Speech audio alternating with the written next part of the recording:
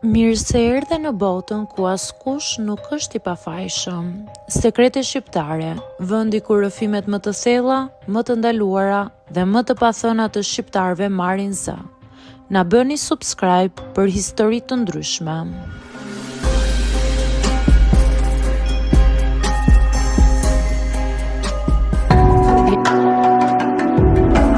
Jam shtatzan me nipin e burrit, por askush nuk e di. Jam 39 vjeç dhe jetoj në një qytet të vogël në jug të Shqipërisë. Kjo që po tregoj nuk është një rrëfim që kam menduar ndonjëherë ta ndaj. Në fakt, kjo histori më ka shkatruar, por edhe më ka zgjuar nga një jetë e ngrirë mes trupit, heshtjes dhe një martese pa dashuri.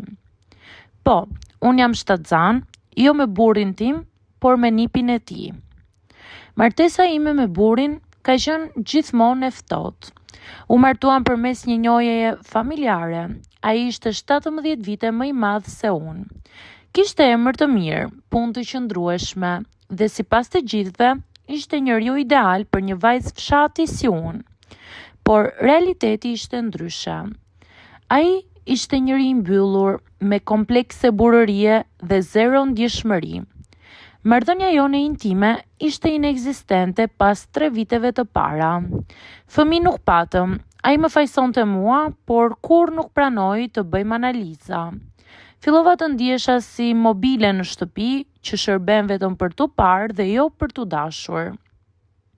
Para 2 vitesh në shtëpinë tonë, erdhi për të jetuar me ne një djalë 22 vjeçar, nipi i burrit tim Elgitje. Djali i motrës së tij, student në Tiranë, por që për shkak të vështirësive ekonomike vendosi të kalonte ca kohë tek ne. Elgiti ishte komplet ndryshe, i hapur, energjik dhe mbi të gjitha më shikonte. Nuk ishte thjesht shikim fizik, ai më kuptonte. Filloi të më ndihmonte me punët e shtëpisë, të më pyes si ndihesha, të më bënte të qeshja. Pas shumë vitesh, ndihesha si një grua, jo si një hije në shtëpi. Ishte një natë vere, burri im ishte në Greqi për punë sezonale. Mbetëm vetëm për një javë. Kishim ngrënë darkë dhe po shikonim një film në sallon.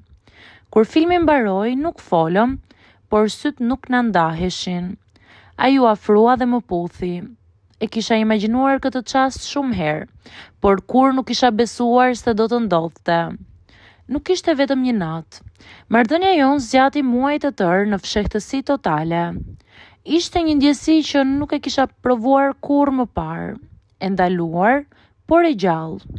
Ai nuk ishte thjesht një djalë i ri, ishte një shpëtim emocional. Mua më kishte vonuar cikli, por nuk e mora seriozisht. Mendova se ishin probleme hormonale ose nga stresi. Por një ditë bleva një test shtatzanie vetëm për të larguar dyshimet.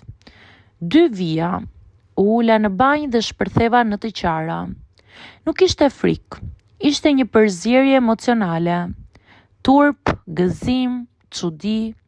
Pas kaq vitesh martesë, më në fund isha shtatzan, por jo me burrin tim, me nipin e tij. Kur i thash Elgitit, ai u zbe në fytyrë. Ull në karige dhe nuk foli për 10 minuta.